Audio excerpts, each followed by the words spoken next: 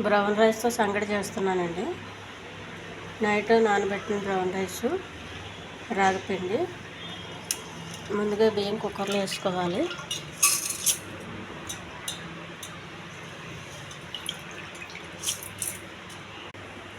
ఈ గ్లాస్తో 4 గ్లాసులు వాటర్ వేయాలండి.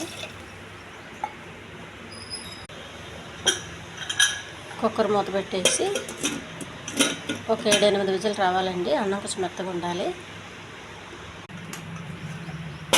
కుక్కర్ పెట్టాను స్టవ్ పైన.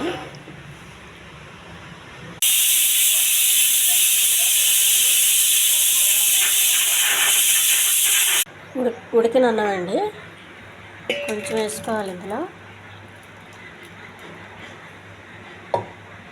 సంగడికి సరిపోయేంతగా ఇంకా కొద్దిగా వాటర్ వేయాలండి ఈ ఉడికిన అన్నంలో. ఎందుకంటే బ్రౌన్ రైస్ చాలా లేట్గా ఉడుకుతుంది, చాలా టైం తీసుకుంటుంది ఉడకడానికి. అందుకే ముందుగా ఉడికించాలి. కొద్దిగా ఉడికించి మళ్ళీ ఒక గ్లాసు వాటర్ వేయాలి. అన్నం ఇలా మెత్తగా ఉడకాలండి. మంటకు సిమ్లో పెట్టుకోవాలి. రాగిపిండి మనకు కావాల్సినంత వేసుకోవాలి.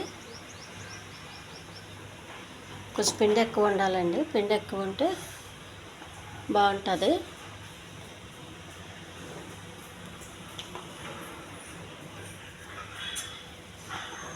ఇది ఉండ కాకుండా కలుపుతూ ఉండాలి.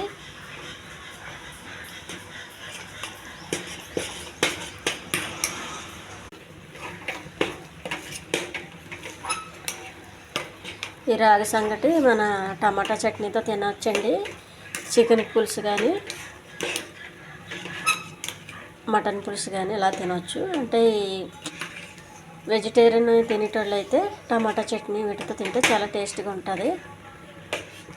ఈ ఛానల్ నచ్చితే సబ్స్క్రైబ్ చేయండి, షేర్ చేయండి, లైక్ చేయండి, కామెంట్ చేయండి.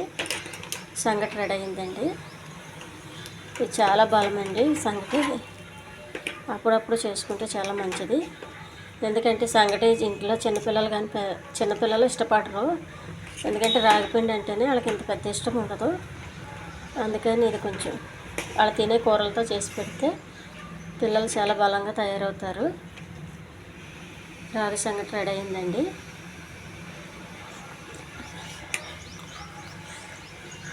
పిండి ఉండలు కట్టకుండా కలుపుకోవాలండి. ఉండలు కడితే బాగోదు, మధ్యలో పిండిలాగా ఉంటుంది. సంగటి రెడీ అండి.